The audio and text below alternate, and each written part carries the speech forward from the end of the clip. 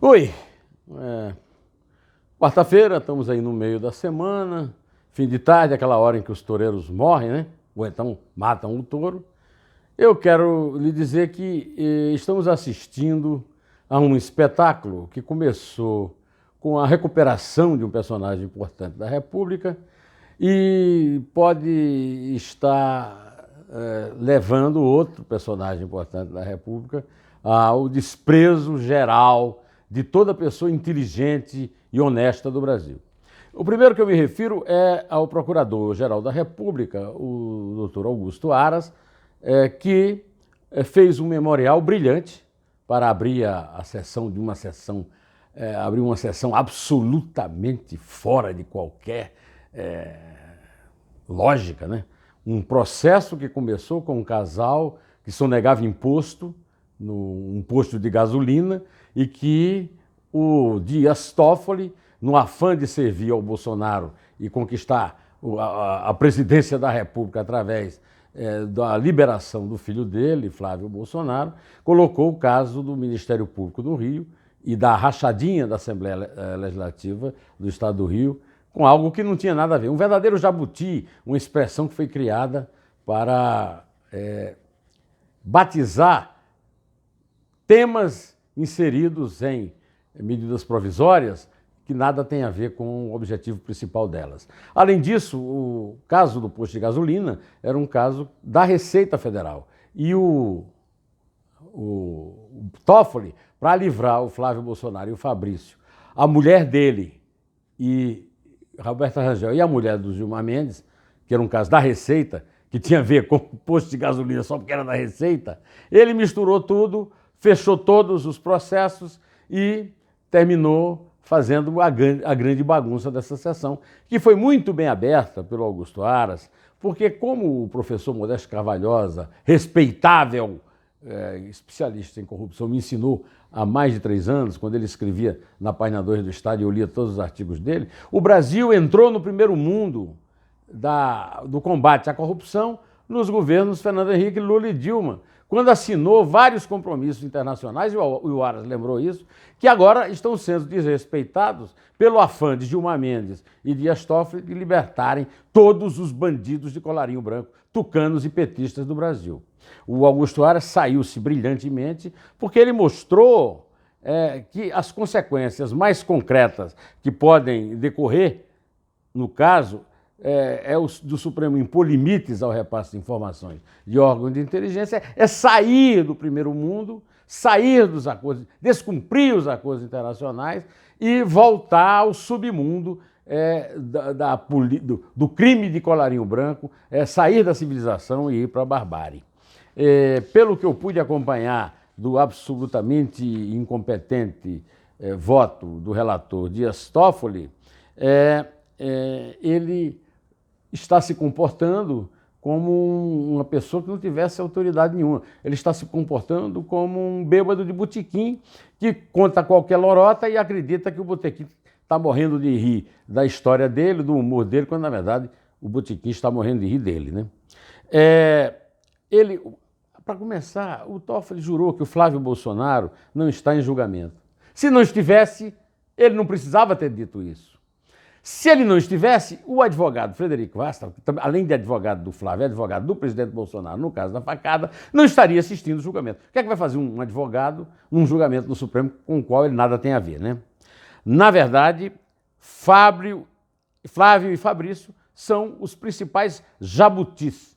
E como dizia o grande político maranhense, que era o maior inimigo de Sarney, né? O Vitorino Freire, nunca tire jabuti de cima da árvore, porque jabuti não sobe em árvore, se alguém botou, sabe por que botou. E quem botou o Flávio e o Fabrício nessa árvore, sabe o que é que está fazendo com eles, porque é por causa deles que vai nomear o amiguinho André Mendonça para o Supremo e outras coisas do gênero, né? Além do mais, o Bolsonaro não tem a menor imaginação, né? Então ele tentou usar um termo que entrou na moda, chamado assassinato de reputações. Então, uma informaçãozinha para esse advogadinho do PT que não passou nem em concurso para juiz de primeira instância. Assassinato de reputações é a expressão que o delegado Romeu Tuma Júnior, que foi secretário de Justiça do ministro da Justiça, Márcio Tomás Bastos, aquele que cancelou no Supremo o Castelo de Areia no primeiro governo Lula.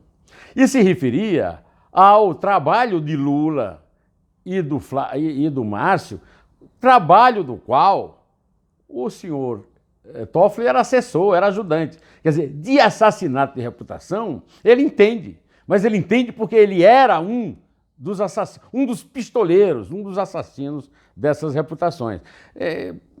Talvez não seja muito fácil para ele admitir isso, mas o livro do Tuminha está aí, qualquer um pode comprar na livraria, né? E foi por conta desse mesmo recurso que esse cidadão congelou um inquérito que corre contra o Flávio e outros 935 processos fornidos com dados do COAF. Ele esqueceu, inclusive, de falar na mulher dele, Roberta Rangel, na mulher do Gilmar, é claro. Mas eu quero dizer o seguinte, eu já disse que ele está tentando virar um grande irmão, aquele ditador do romance 1984, do britânico George Orwell, que via todos os cidadãos através de uma televisão, e é por isso que nós temos uma série de TV comercial chamada Grande Irmão, Big Brother, né? Mas ele terminou podendo ser comparado com um palhaço, ele está fazendo uma palhaçada. Eu me lembrei dos palhaços, dos circos Tampa de Pinico, do meu sertão, mas também me lembrei do grande Arrelia, todo aquele grande sucesso. Está tudo muito bom, muito bem, né? Mas não está não está nada bem.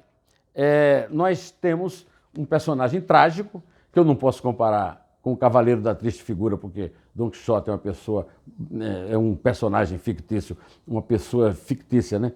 Uma pessoa de fantasia muito nobre.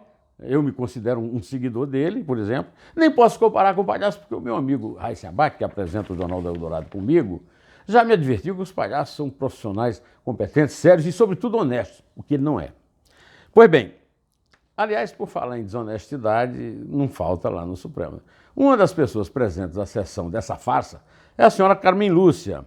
A senhora Carmen Lúcia já foi protagonista de momentos de grande alegria e grande nobreza no Supremo. Por exemplo, Caixa 2 é crime. Ou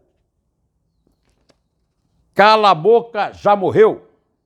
Pois bem, essa senhora, em outubro de 2016, teve uma reunião com o Renan Calheiros, que era o presidente do Senado, e com o Michel Temer, que era o presidente da República, e ela, presidente do Supremo. Desta reunião, o Renan saiu encantado e deu a seguinte frase na entrevista que ele deu: "Tenho orgulho de ser presidente do Congresso Nacional no momento em que Carmen Lúcia é presidente do Supremo Tribunal Federal. Ela é exemplo de caráter que nós precisamos ter à frente do STF e que identifica o povo brasileiro."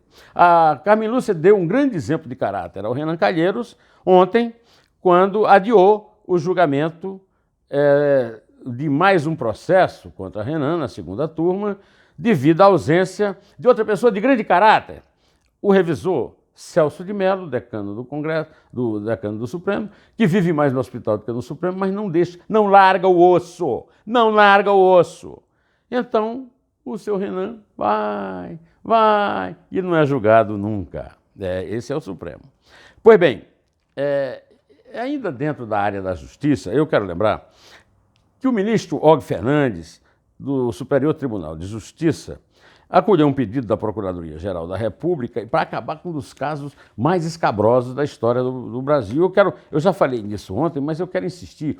Hoje, eu almocei com o meu amigo Fausto Macedo e ele me disse: insiste no negócio da Bahia, porque o negócio da Bahia é demais. O negócio da Bahia é o seguinte: Gesivaldo Nascimento Brito, olha, rapaz, o mesmo nome do dono do Jornal do Brasil, presidente do Tribunal de Justiça da Bahia, os desembargadores José Olegário Monção Caldas, Maria da Graça Osório Pimentel Leal, Maria do Socorro Barreto Santiago e os juízes Marivalda Almeida Moutinho e Sérgio Humberto de Quadros Sampaio, estão aí sendo processados numa ação chamada Operação Faroeste, que envolve malversação de dinheiro na questão de distribuição de terras, de titularidade de terras no Oeste Baiano, que tenha uma R$ 500 milhões, né? Pois bem, Eu queria lembrar que a Bahia é isso aí, né? A Bahia é o estado do PT, é o estado... mas é o estado também da minha querida amiga Eliana Calmon, que criou a expressão do bandido de toga, que exige o lava-toga. A dona Eliana Calmon deu uma entrevista no meu blog, cujo título é Não há razão alguma para afastar Moro, garante Eliana Calmon.